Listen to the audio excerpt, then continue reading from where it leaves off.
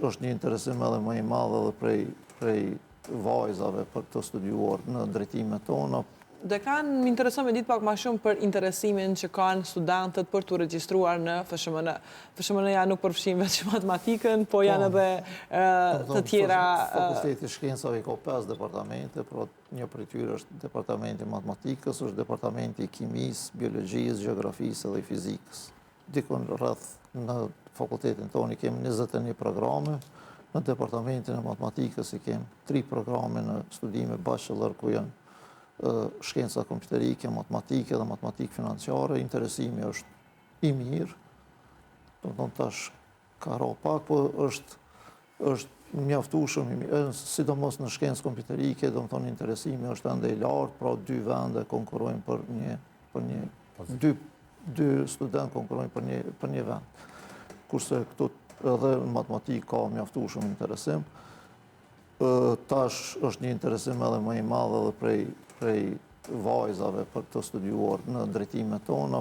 Po, në fakt, pse është konsideruar gjithmonë FSHMN-ja kështu si drejtime ma shumë për meshkuj? Tash ka ndrua jo, është zakonisht në departamentin e matematikës, tash unë e maj një lanë vit 2, kur hyna tash, se tash ka fillu semestri 2, është semestri 2, ishin dikon rreth 24-5 vajza e 4-5 djemë.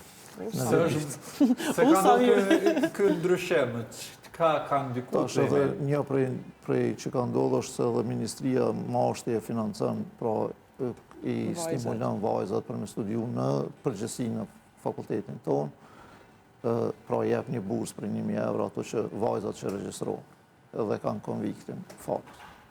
Gjithë kjo është në kuadër të Ministrisë së Arsimit që jep për vajzat? Për STEM, për vajzat, për drejtimet shkencë, teknologji edhe matematikë. Po, Arbër, sa ka interesim themi që këto kuadro, studentat në momentin që diplomohen, sa ka interesim që të vazhdojnë të jenë mësimdhënës të matematikës, apo e gjejnë alternativa tjera për të ushtruar profesionin e tyre? Fatmirësisht për matematikanët në njërën anë është mundësia e zgjedhjeve për të ardhmen është shumë e madhe për shkak të një profesioni specifik dhe ndoshta në anën tjetër një fatkeqësi që matematikën nuk e duan tjerët, kështu që shpesh duan ekspertë matematikës në plot punë dhe atëherë vetëm një matematikan din ta bëj. Njëra prej arsyeve që ne po dëshirojmë ta promovojmë matematikën është që shumë punë të mos din t'i bëjnë vetëm matematikant, por edhe njerëz tjerë, sepse në një situatë të tillë ndoshta matematikanët nuk do hulumtonin gjithsesi në atë anë të tregut të punës.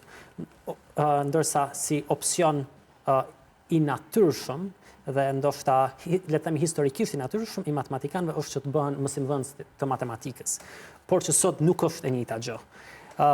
Pra, për shoqërisë time, shumica sot nuk janë mësimdhënës të matematikës. Ndoshta kanë pas një periudhë të karrierës tyre që kanë hulumtuar si treg të punës dhe dëshirës së tyre që të jenë mësimdhënës, por normalisht që kur kanë pa opsione tjera, probleme tjera sfiduese për jetën e tyre, kanë zgjedhur edhe profesione të tjera të cilat kanë qenë të lidhura deri diku me matematikën. Ndoshta është diçka e cila duhet të rimendohet, edhe pse ende nuk kemi arritur në një situatë të tillë ekstreme që numri i mësimdhënësve të matematikës të ruhet, sepse ndoshta me kalimin e kohës në qoftë se të gjithë personat, të gjithë studentët e matematikës që diplomojnë zgjedhin të mos e japin kontributin primar në mësimdhënie, atëherë ndoshta do të shfaqet si problem. Por është problem i cili kërkon prap një zgjidhje dukshëm të vështirë e të cilën matematika fatkeqësisht nuk mund ta ofrojë.